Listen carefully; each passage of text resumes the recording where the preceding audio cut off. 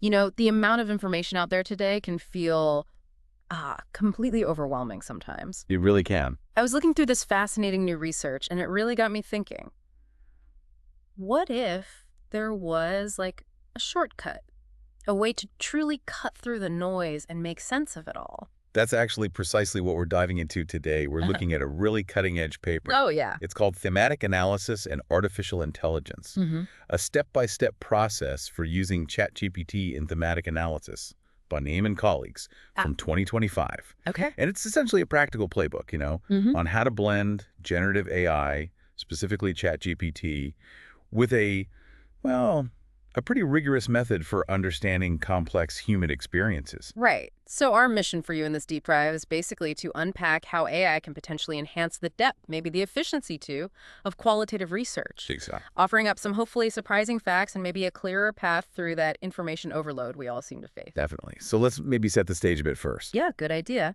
Traditionally, thematic analysis, which is really all about finding patterns, big ideas in qualitative data. Like interview transcripts or notes. Exactly. Things like interviews, detailed notes, words, stories, observations. It has some real challenges. Such as? Well, it can be quite subjective, for one, Hmm.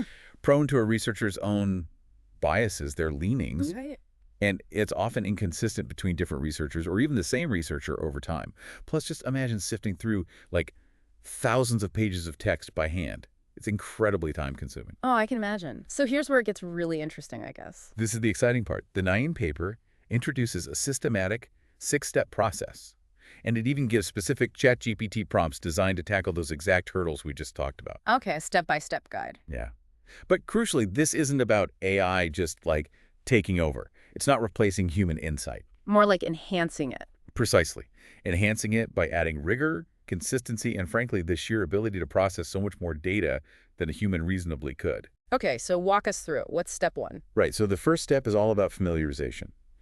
You essentially brief ChatGPT, you feed it your research context, the background, The specifics of your study. yeah, and your theoretical frameworks, the big ideas guiding your study, and even the rules of thematic analysis itself. It's like giving the AI a crash course. Ah, okay, so you're getting it up to speed on your specific world. Makes sense. What's next? Once the AI is familiarized, Yeah. step two is keyword selection. And this is an area where AI really excels. How so? It identifies a much broader, much more diverse range of potentially meaningful keywords from the data. The paper uses this 6Rs framework to guide it: realness, richness, repetition, rationale, repartee, and regal. 6R sounds thorough. It is. It helps ensure the keywords are truly meaningful. For instance, in one of their examples, the AI picked up on terms like technical issues and digital coupons, things like navigation problems. Okay, stuff a human might skim over. Potentially, yeah. Or maybe not see the connections as quickly. It gives you a more comprehensive starting point. That's a great example. So you've got the keywords, then comes coding, right? That's the core work. Exactly. Step three, coding, is labeling segments of data with those keywords or related concepts. And the paper found something really striking here. Oh. Get this. ChatGPT generated 16 codes from their sample data, the manual analysis, only 6. Wow. 16 versus 6, that's Yeah. a huge difference. It really is. It means the AI can surface these incredibly granular insights, subtle patterns, that a human might just miss. It helps you understand the problem on a much deeper level, with codes like technical frustrations or app functional reliability.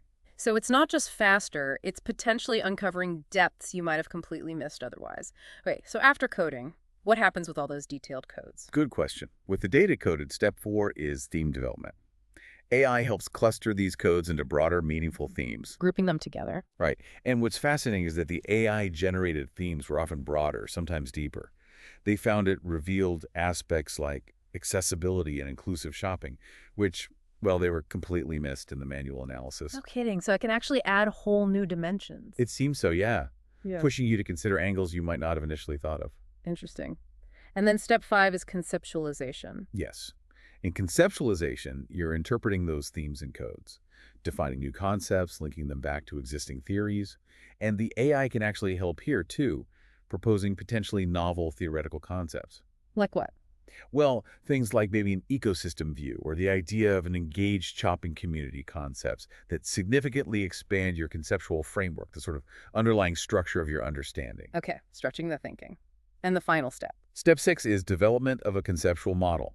Here, the AI assists in synthesizing everything, all the findings, themes, concepts, into one coherent model. It helps build that clear, complete picture, maybe even suggesting solutions or theoretical contributions. Okay, this whole process sounds incredibly powerful, almost too good to be true. Is AI basically a magic bullet for qualitative research now? Huh. Well, not quite a magic bullet. That's a really important point the paper makes. Okay. While AI dramatically improves efficiency and it can help reduce some human biases, it definitely introduces its own considerations. Like what sort of things? Things like algorithmic bias. The AI might have its own built-in slants. Yeah. And there's the black box problem. Sometimes you don't fully know how the AI reached a conclusion. Its internal workings aren't always transparent. Right. You can't always see the why. Exactly. So the paper really stresses that human involvement is absolutely essential. Verification, critical review, interpretation. Mm. The researcher's judgment is still key. So AI is a tool, a powerful one, but it needs guidance. Absolutely. Yeah. It's a powerful toolkit, but it requires continuous guidance and interpretation for the researcher to get results that are truly insightful, ethical, and accountable. It's really a partnership. That makes sense. This deep dive really shows that the future here seems to be about collaboration, doesn't it? Not replacement. I think that's exactly right. It highlights how leveraging AI carefully can lead to much richer, more nuanced discoveries in understanding complex human experiences. But always under that careful guidance of human inquiry. Always, the human element remains central. It certainly leaves us with plenty to think about. What stands out to you, listening right now, about how AI could enhance understanding in your own field, or even just your own area of interest? Lots to mull over there.